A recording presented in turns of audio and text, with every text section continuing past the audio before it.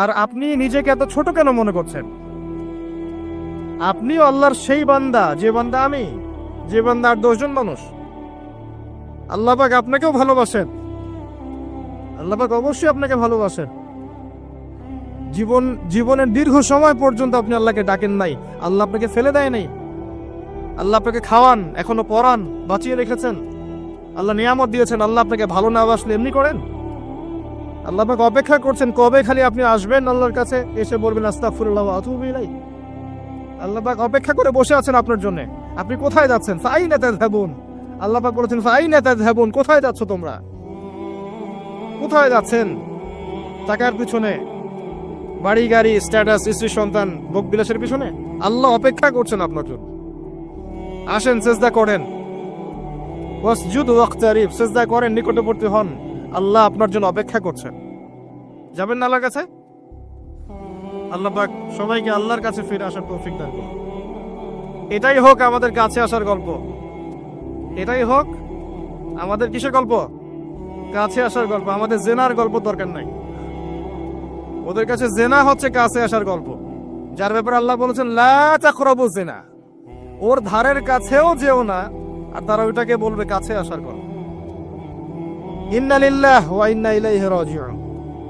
আল্লাহ পাক আমাদের যুবক যুবতীদেরকে হেদায়েত দান করুন, পিতা মাতাদেরকে পরিবারে অনুশাসন বজায় রাখার তৌফিক দান করুন। আমাদের এই কাজগুলোর প্রতিফল কিন্তু আমাদেরকে ভোগ করতে হবে। আমাদের মেয়েদের, আমাদের ছেলেদের, তাদেরকে আমরা কিভাবে বড় করছি এটার হিসেব কিন্তু আমাদেরকে চুকিয়ে দিতেই হবে। পিতামাতাদেরকে বলবো সচেতন হয়ে যান। আল্লাহ পাক তৌফিকের আয়াত করুন, আমিন। আর যারা ওই পথে চলে গেছেন তাদের উদ্দেশ্যে একটা কথা বলবো, সেটা হচ্ছে যে এটা একটা মোহ, একটা ভ্রম।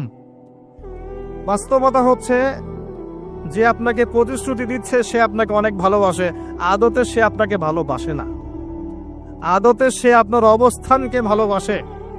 আপনি আজ হোক আর কাল হোক এটা বুঝতে পারবেন যে সে আপনাকে ভালোবাসে না, আপনার অবস্থানকে ভালোবাসে। আপনার অবস্থান যদি ভালো থাকে সে আপনাকে ভালোবাসবে, অবস্থান ভালো না থাকলে ভালোবাসবে না। একইভাবে আপনি একটা মেয়ের কাছে যে ভোগবিলাস চাচ্ছেন, একটা ছেলে একটা গায়রে মারা মেয়ের সাথে ফ্রি মিক্সিং করলে তার একটাই উদ্দেশ্য থাকে, সেই মেয়েটাকে ভোগ করা। সুযোগ পেলেই সে মেয়েটাকে ভোগ করে ফেলবে। আর একইভাবে এই মেয়েও দেখবেন আপনার যতটুকু সামর্থ্য আছে, অর্থবিত্ত যা যা আছে, এটাকে সে ইউজ করার চেষ্টা করছে তার স্বার্থে।